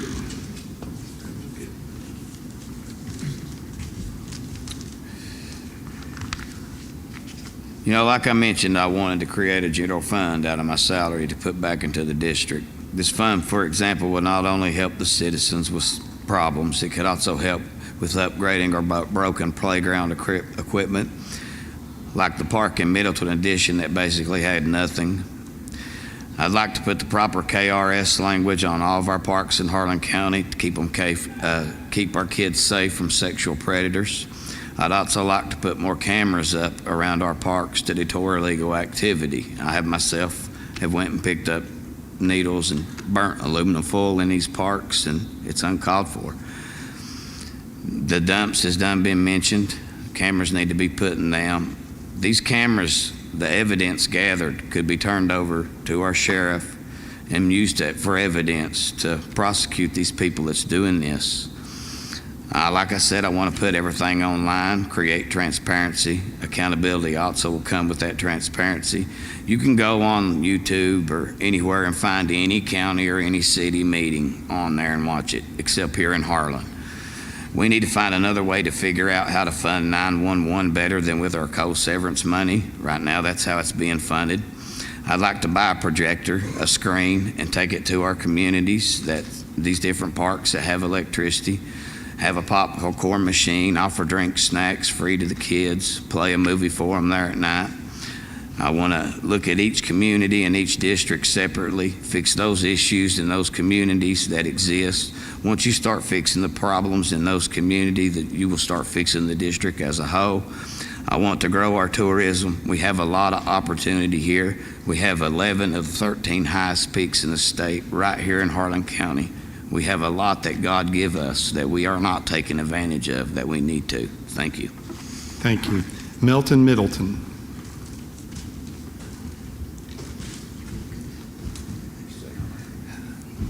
I'd like to thank everybody for coming out, and this is not my cup of tea.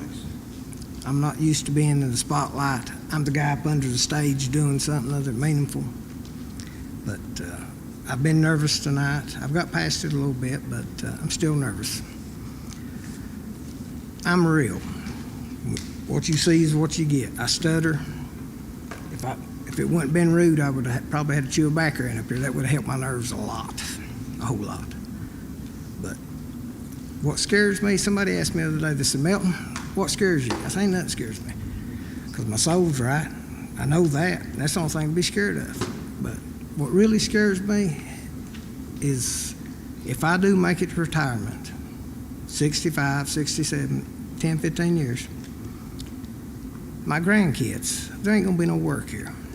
I might get to ride this little bit of coal left, but the way they're doing it, and everybody knows it's done with. I got a 2-year-old, a 4-year-old grandson, and going to be a 15-year-old granddaughter. I love them more than life itself. And when I'm old, I'll have to go visit them because the people around here has always done things the same way. And they will, unless we put our foot down. That's why I didn't take nobody's money. I don't wear a dog collar. I'm a grown man. You don't tell me what to do. Like I said, if I can help you, I'll help you. And if you really, really want change, give me a chance. If you don't like me, fire me in 4 years. But I ain't never been fired. That's all I got to say. Thank you. Thank you, sir.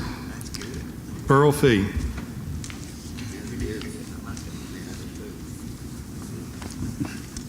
As we come to the close tonight, I first want to say thank you. Thank you for all of you who have made this possible. Thank you to the other candidates that are back here. They're all tremendously good fellas, and we've had a wonderful time kidding each other and going back and forth here the last few months. But they're wonderful, wonderful individuals. And I also want to thank you, the voter, for your time, your support, and for caring enough about the community to stay engaged in its future. That's what this is really about. Our people, our families, and our future.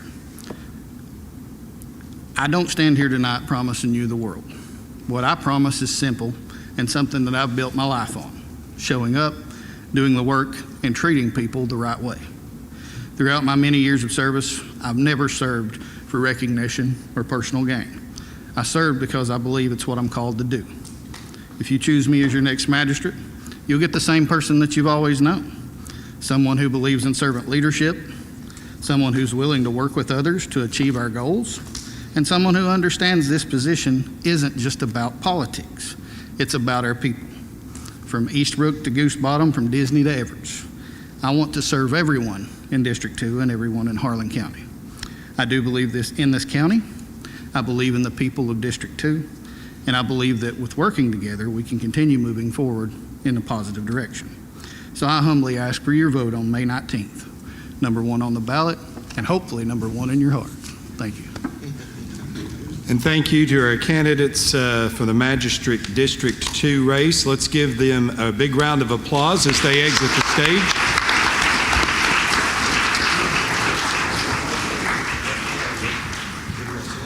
We will now move into the Magistrate District 5 candidate forum. As a reminder, District 3 is being hosted in the Tri-Cities tonight by the Tri-City Chamber of Commerce, and District 4 is unopposed. The Magistrate District 5 candidates are James Howard, Wendell Jones, Brian Hale, Toby Short, and Jack Simpson. Will the candidates present please make their way to the stage and join me?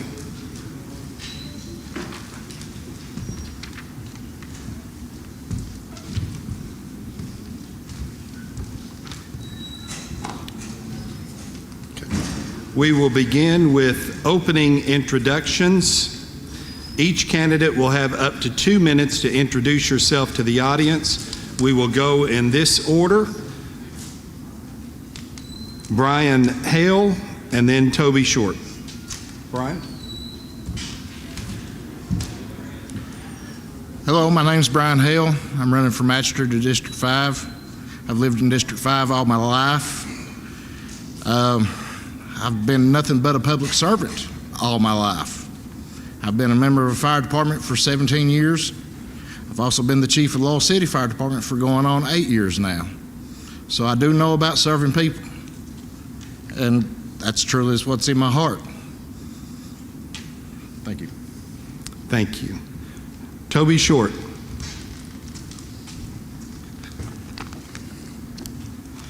My name's Toby Short. I'm the lone Democrat, I guess, in about the county of Harlan. You know, I'm old school Democrat. I'm no TV Democrat, but anyways, I was coal miner for decades, mine foreman, ran a miner, started out from shoveling belt. You know, I just feel like it was my time to try to stand up for people That's why I'm standing here today. You know, I see a lot in Harlan we could do, but we're not doing, and I think it can change.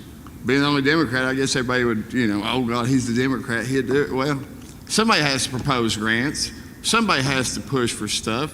Somebody has to listen to everybody, not just because you're a Democrat, Republican, Independent, for everybody. Not just District 5, for all of Harlan. And that's why I'm standing here today. And hopefully November 3rd, I get the votes, and I can start working for Harlan in District 5. Thank you. You can stay there because you'll get the first question. Okay. We're just going to rotate back and Okay. forth. So every district has unique needs. What do you see as the top priority in your district, and how would you work to make progress on it? Well, water. You know, we got Wallen's water line's been there since the 80s when old mining times.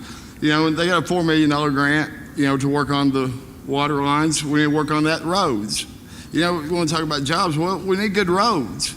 We got old mine land in Wallen's, Path Fork, Code Arm. We got plenty of old mine land. We got the ALMER grant that we could chase. You know, it's $29.5 million. You know, we could get a piece of that for just southeast Kentucky. You know, we build roads, get out every day. I'll be out there every day. I'll be in the offices trying to fight. And that's why I'm here, to help any way I can, from roads to water to garbage, to get jobs started. And that's why I'm here. Thank you. Brian Hill. Would you like me to repeat the question? Every district has unique needs. What do you see as the top priority in your district, and how would you work to make progress on it? The top priority in District 5 is most definitely the water system. The water system is broken. It needs fixed. It actually needs to be sold to the American Water Company that's proposing to buy this. They propose to put skin in the game, and if any county money is used to help them, there also needs to be an independent engineer to make sure that the lines are properly bedded and laid, so that way we will not have this problem ever again. Okay, thank you. And Brian, you can stay there. You'll be the first to go for the second question. What methods would you use to maintain open communication and build trust with the people that you represent? Open communication. Technology is a wonderful thing. I mean, everything from social media to the internet to text messaging. You can send out text messaging. You can send out social media. You can, could you repeat the last part of the question? What methods would you use to maintain open communication and build trust with the people that you represent? To build trust is to be open, as in the word is open communication. Transparency. Transparency is big. You need to have documentation of everything that you're doing. You keep a binder, keep a folder if somebody wants to see it. Open it up, show them this is what we're spending money on, this is what we're doing. Thank you. Toby Short.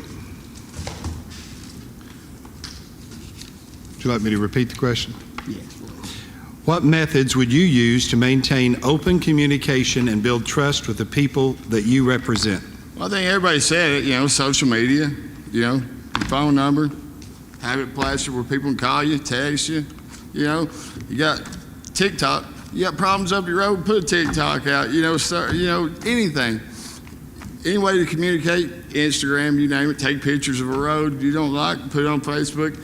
Start your own page just for District 5. You know, so people can post, hey, look how bad this is. Look how. Then you can reach out to them, or they reach out to you, and you get the ball rolling that way. Another thing you do when you're out in the community, you know, you stop by, everybody goes campaigning, you know, like knocking on doors. Well, go to some, you see a bad place up there, trees hanging, you go knock on their door. Hey, you know, you talk to them, you know, try to get the ball rolling that way. Okay. You're going to get this. Okay. So this role requires leadership in areas like budgeting, planning, and emergency response. What background or experience has prepared you for these responsibilities? Well, I've been a mine foreman. I got a computer science degree. I worked for VDOT. We did a lot of, well, for years I did disaster relief, hurricanes, you name it, you know, doing the roads for them, being a subcontractor. Just That's about it. Mine's, I know how to do budgets. I mean, when you live paycheck to paycheck, I think that's the hardest budget you got to do because every dollar counts, just like the budget in the county. So, you got to do budgets that way. You learn over time. And one thing about it with computer science degree, I'm good with numbers. I know numbers. I know what 1 + 1 is. So, I know what's 2. So that's about it for me. Thank you. Toby Short. This role requires leadership in areas like budgeting, planning, and emergency response. What background or experience has prepared you for these responsibilities? First, budgeting. I'm not a wealthy man. Like Toby said, I live paycheck to paycheck. I also know what it's like not to have money. Sometimes you have a surplus and sometimes you have a deficit. You got to have a balance. You got to spend less than what you take in so that way you can have it for the next month. Planning, you plan for a rainy day, plan for the future. You plan to have that money surplus that I spoke about so that way if something does happen you can fall back on it. And as far as emergency, I have extensive background in the fire department service. I was deployed to Whitesburg during the floods. I seen what resources was needed. I seen what resources were not there. I seen what resources were there, and I seen how fast and how slow things move. So I have experience in that. Okay, and then you'll get the first crack at the fourth question. What is your approach concerning infrastructure issues such as water and sewer concerns in parts of the county? Water is number one and sewer is number two. You got to have basic life necessities, and that's water and sewer. Water, like I said earlier, we need to progress forward for a company or somebody to come in and put skin in the game and actually make an investment instead of using county money mostly to prop them up. Sewer, I think everybody should have connection to sewer, and that money, county money, should be used to connect to sewer also. Okay, thank you. Would you like me to repeat the question, sir? Yes, please. Okay. What is your approach concerning infrastructure issues such as water and sewer concerns in parts of the county? Well, like I said, Wallens, we got $4 million from a grant. It's not all used yet. They're working on the lines that they're pre-1982, I think. And we get them in there, or if it's better for this county, we sell it. We just sell it out to a different company. We get profit off of it, that's fine. But let it be the company's problem, not the county's problem. Taking money from us, why? If we can get money from it, why take money that we're getting? It don't make sense that way. That's about it on that one.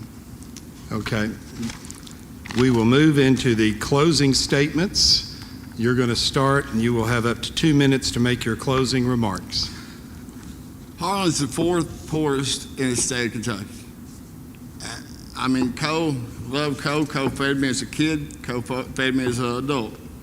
We're down to 2.3 million ton from 12. That coal severance tax, it's not there, and we never see it all anyway, Frankfurt, Lexington. So we got to look at other ways. The roads, like I said, the ALMER grant, that's $29.5 million right there for Southeast Kentucky. Put the roads, get businesses. Beyond, like me, I have talked to business. I'm on the phone, win, lose, or draw, I can give it to the man that does get in. We got one county, they took it, they got 130 jobs from that grant in food processing. We got Amazon we could get here. Wallens, Pathford got them roads up there. We could use them roads, pave them. They got to have a way to get there. Good roads, good water. We could do it all. I mean, it takes time to do it, but it takes everybody to do it. Not fight about it. If they don't want to bring it to the table, tell them we're chasing a ghost. coal's not here like it used to be. Back in the 80s, when my dad drove a coal truck, coal was great. Coal fed me, but coal ain't gonna feed our kids or grandkids. Well, what are we gonna leave them? We got to evolve. If we don't evolve, this county's dead. You see all these old coal mining towns in West Virginia and Kentucky and places, they're gone. There's nothing left. We got to start somewhere. And factories is it to me. Okay, thank you, Toby Short. Brian Hill. My closing statement is, my name's Brian Hale. People ask me, what do I bring to the table?